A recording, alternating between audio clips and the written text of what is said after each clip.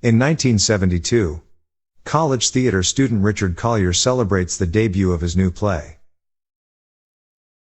An elderly woman Richard does not know comes up and places a pocket watch in his hand and pleads, "Come back to me." The woman returns to her home and dies in her sleep that night.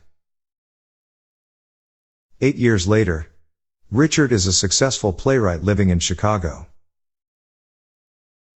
While struggling with writer's block, he decides to take a break from writing and travels to a resort, the Grand Hotel. While exploring the hotel's hall of history, he becomes enthralled with a vintage photograph of Elise McKenna, a beautiful early 20th century stage actress. Upon further research, he discovers she is the same woman who gave him the pocket watch. Richard visits Laura Roberts, Elise's former housekeeper and companion.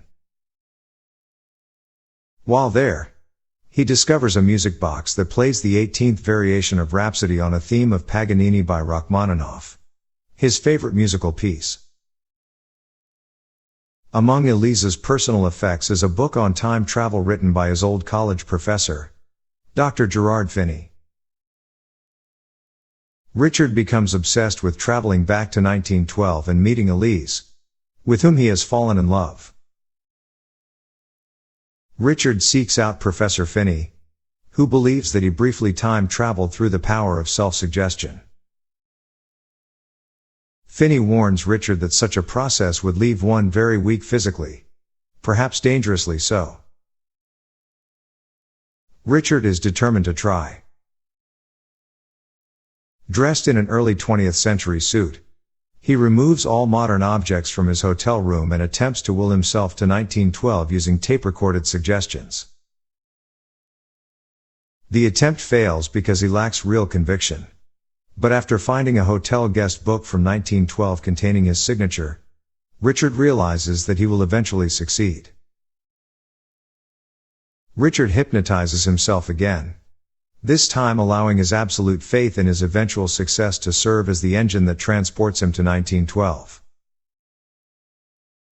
Richard finds Elise walking by the lake. Upon meeting him, she asks, "Is it you?"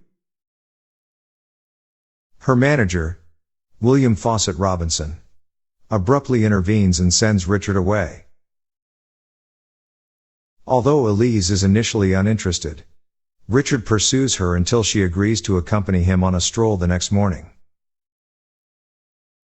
During a boat ride, Richard hums his favorite melody by Rachmaninoff, which Elise has not heard before because it is yet to be written. Richard asks what Elise meant by, "Is it you?" She reveals that Robinson had predicted that she would meet a man who will change her life, and that she should be afraid. Richard shows Elise the pocket watch that she will give him in 1972. Richard attends Elise's play where she recites an impromptu romantic monologue while making eye contact with him in the audience. During the intermission, Elise poses formally for a photograph, but upon seeing Richard, breaks into a radiant smile. It is the same image which Richard sees 68 years later. Afterward, Richard receives an urgent message from Robinson requesting a meeting. Robinson wants Richard to leave Elise, saying it is for her own good. Richard thinks Robinson is in love with Elise, but Robinson states he is obsessed with her being a star and has no romantic interest in her. When Richard declares his intention to stand by Elise for the rest of her life, Robinson has him bound and locked inside the stables. Robinson then tells Elise that Richard has left, though she does not believe him and professes her love for Richard. Richard wakes the next morning and frees himself. The acting troupe has already left for Denver, though Elise has returned to the hotel to find him. They go to her room and make love. They agree to marry and Elise promises to buy Richard a new suit, as his is about a decade out of style. Inside one of the suit pockets, Richard discovers a penny with a 1979 mint date. This modern item breaks the hypnotic suggestion, pulling Richard into the present as Elise screams in terror. Richard awakens back in 1980, physically weakened by the time travel. His attempts to return to 1912 are unsuccessful.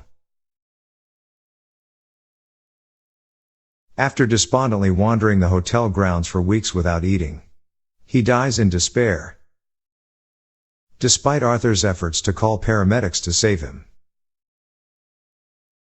Richard's spirit then joins Elise in the afterlife.